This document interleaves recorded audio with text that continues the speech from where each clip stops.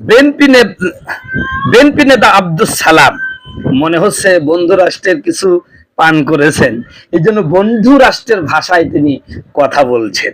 তিনি বলছেন প্রকাশ্যে জীবন্ত পশু কুরবানি শিশুদের মানসিক স্বাস্থ্যের উপর খারাপ প্রভাব ফেলে।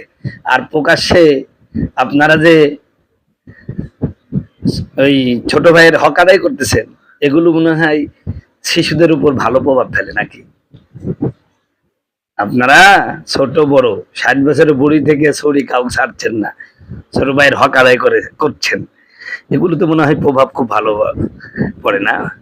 আসলে আপনারা বন্ধু রাষ্ট্রের বন্ধুদের ভাষায় কথা বললে আপনি মনে করেন যে এই বাংলাদেশের মানুষ এখন বুঝায়, এরা কিছু বুঝে না, এটা মনে করতেছেন। ওসব বাদ দেন, আপনাদের চেয়ে আমরা কম বুঝি না। আপনাদের ভাষা আ করলে ঢাকা না মদিনা আমরা বুঝি। অতএব ফাজলামি করার জায়গা পাচ্ছেন না নাকি এই সমস্ত কথাবার্তা বলি? আসলে আসুন তার এই কথার ব্যাখ্যা করি। প্রকাশ্যে জীবন্ত পশু কুরবানি শিশুদের মানসিক অবস্থার উপর নেতিবাচক প্রভাব ফেলে, এ ধরনের বক্তব্য সাধারণত আবেগ নির্ভর, পশ্চিমা মনস্তাত্ত্বিক ধারণার অন্ধ অনুকরণ এবং ইসলামী সভ্যতার বাস্তবতা থেকে বিচ্ছিন্ন।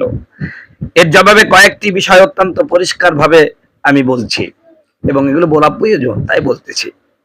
1 নাম্বার হলো, কুরবানি কোনো নিষ্ঠুরতা নয়, এটি আল্লাহর আদেশ পালনের ইবাদত।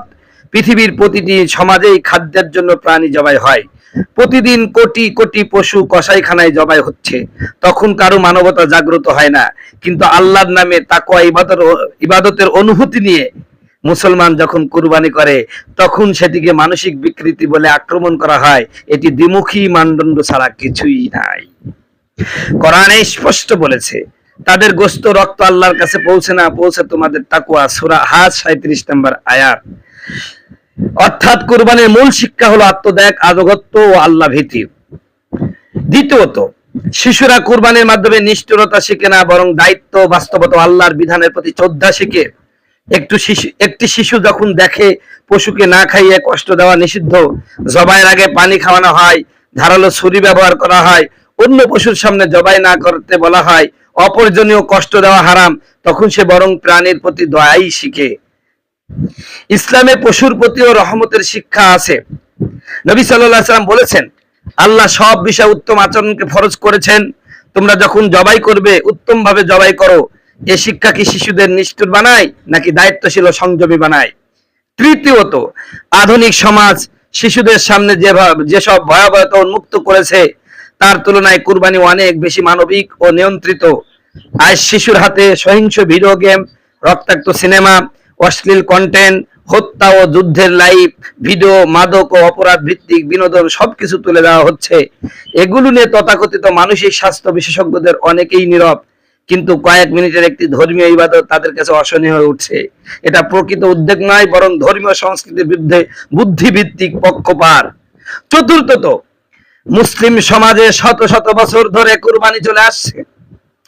এই সমাজ থেকেই জন্ম নিয়েছে দয়ালু মা বাবা, মানবসেবী মানুষ, আলেম ওলামা, ন্যায়পরায়ণ শাসক, সাহসী যোদ্ধা, সভ্যতার নির্মাতা। কুরবানি যদি শিশুদের মানসিক বিকারগ্রস্ত বানাতো, তাহলে মুসলিম উম্মাহ পৃথিবীর সবচেয়ে হিংস্র জাতি হয়ে যেত।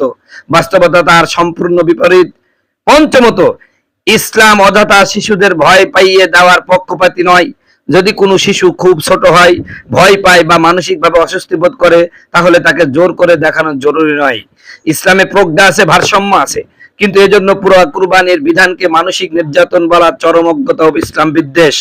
মূল কথা হলো, কুরবানি রক্ত পিপাসার নাম নয়, এটি আত্মত্যাগের শিক্ষা। এটি নিষ্ঠুরতার সংস্কৃতি নয়, বরং আল্লাহর সামনে নিজের অহংকার জবাই করার শিক্ষা। যে জাতি কুরবানির মর্ম বুঝে, সে জাতি স্বার্থপর হয় না, ত্যাগী হয়। মাননীয় নেতাকে বলবো, নেতা এমপিগিরি করেন, ইসলাম নিয়ে আপনার কথা বলতে হবে না, কারণ আপনি ইসলামের ছাত্র না। আপনি কিভাবে পরের ভোট নিয়ে এমপি হবেন, ভোট না পাইও এমপি হবেন, সেই সব চিন্তা করেন না ভাই। আপনাকে এইদিকে মুখ দিতে বলছে কেন? কুরবানি নিয়ে, কুরবানি মানুষের মধ্যে বিরূপ প্রভাব ফেলছে কিনা এটা বলার জন্য এদেশে বিজ্ঞ উলামায়ে কেরাম আছে। সরকার কোটি কোটি টাকা খরচ করে আলেমদের পুষতেছে, বাইতুল মুকাররমের জাতীয় ইমাম সাহেব আছেন, আবার বর্তমানে একজন ডিজি নিয়োগ দিলেন, যিনি হচ্ছেন একজন সচিব। অতএব বাংলাদেশে আলেম ওলামা আছে, বিশ্বজয়ী হাফেজে কোরআন আছে, বিশ্বজয়ী আলেম আছে। তো ভাই আপনারা তো ফতোয়া দেওয়ার দরকার কি? সুখে খায় ভূতে কিলায় নাকি? আপনারা কি শিক্ষা নিন নাই? এর আগে যারা ইসলাম নিয়ে কথা বলছে তাদের কি হয়েছে? তো বন্ধু রাষ্ট্রের বন্ধুদের ভাষায় কথা বলবেন, ওখানে চলে যান, যে কথা বলেন, আমরা কিছু বলবো না, কিন্তু বাংলার জমিনে এসব বলতে আসবেন না, তাহলে কিন্তু প্যান থাকবে না। এটা আপনাদের ভালো করে মনে রাখা উচিত বলে আমি মনে করি।